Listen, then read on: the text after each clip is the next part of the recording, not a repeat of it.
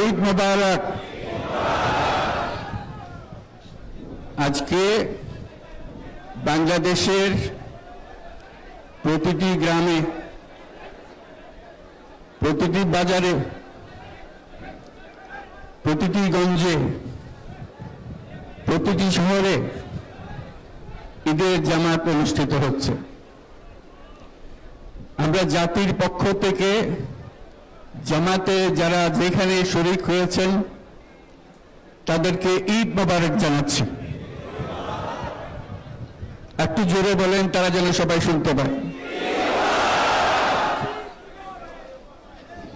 যারা ঈদের জামাতে শরীক হবার সুযোগ পান নাই তাদেরকেও আমরা ঈদ মোবারক জানাচ্ছি, সেটাও জোরে ঈদ মোবারক দেন। আমাদের মা বোনেরা, মহিলারা যারা ঘরে আছেন তাদেরকেও আমরা জাতির পক্ষ থেকে ঈদ মোবারক জানাচ্ছি। আমাদের প্রবাসী শ্রমিকরা যারা বিদেশে আছে, সারা বছর কষ্ট করেছে, আজকে হয়তো ঈদের জামাতে যেতে পারবেন কিংবা যেতে পারবেন না, কিন্তু জাতির পক্ষ থেকে আমরা তাদেরকেও ঈদ মোবারক জানাচ্ছি। যারা বাংলাদেশিরা আছেন পৃথিবীর বিভিন্ন দেশে, জাতির পক্ষ থেকে তাদেরকে আমরা বলে যাইনি, তাদেরকেও আমরা ঈদ মোবারক জানাচ্ছি। যারা হাসপাতালে আছে, রোগী বিভিন্ন কারণে ঈদের জামাতে যেতে পারেন নাই, তাদেরকেও ঈদ মোবারক জানালাম। ঈদ দূরত্ব ঘুচানোর দিন, নৈকট্যের দিন, ভালোবাসার দিন। আজকে সেই দিনটা আমরা যেন গভীর ভালোবাসার সঙ্গে উদযাপন করতে পারি, সেই মেসেজ আমরা যেন সবার কাছে পৌঁছে দিতে পারি। আজকে একটা অটুট ঐক্য গড়ে তোলার দিন, এবং আমরা স্থায়ীভাবে এই ঐক্য গড়ে তুলতে চাই। ঈদের জামাতের এটাই আমাদের কামনা।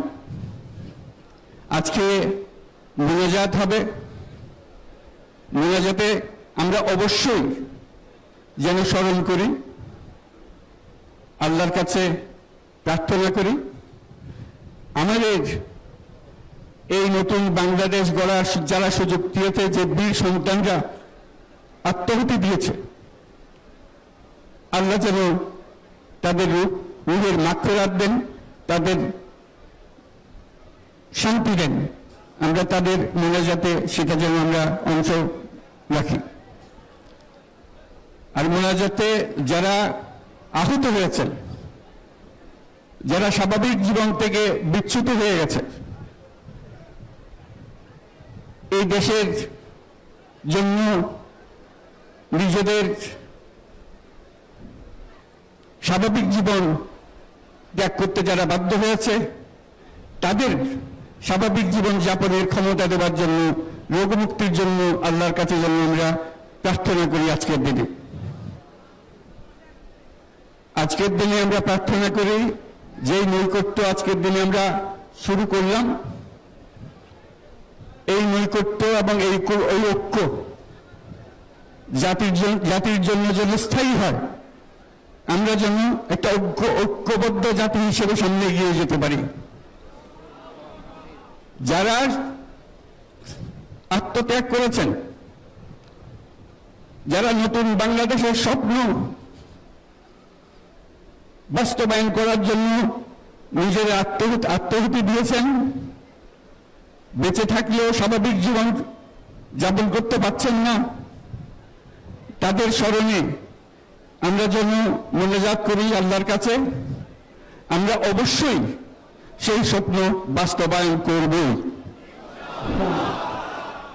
শত বাধা সত্ত্বেও, যত বাধাই আসুক, আমরা ঐক্যবদ্ধ জাতি হিসেবে এই নতুন বাংলাদেশ গঠন করব ইনশাআল্লাহ।